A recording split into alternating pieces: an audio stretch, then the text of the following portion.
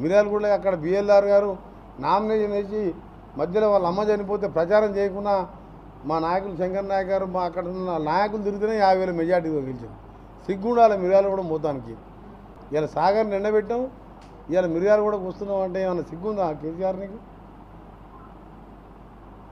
అందుకనే కేసీఆర్ గురించి మాట్లాడబెట్టుకోవడం waste.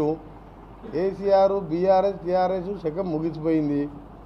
August 15 లోపల 2 లక్షల రుణమాఫీ 500 రూపాయల బోనస్ అని చెప్పి మీలాగా దళితులు ముఖ్యమంత్రి తెచ్చుకుంటాం, తల నరుక్కుంటాం, 3 ఎకరాల భూమి ఇచ్చి బోరేసి మోటార్ వేసి కరెంట్ ఇస్తా, ఎకరం ఉంటే 2 కలుపుతా, 2 ఉంటే 1 కలుపుతా అని చెప్పినావు. ఇటువంటి 1,00,000 చెప్పినావు.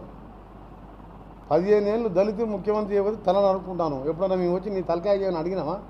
నీ తలకాయ నీకు ఉన్నది కదా ఇప్పటికీ. అసోంటి మోసాలు చేసిన మీరెక్కడ 6 గ్యారెంటీలు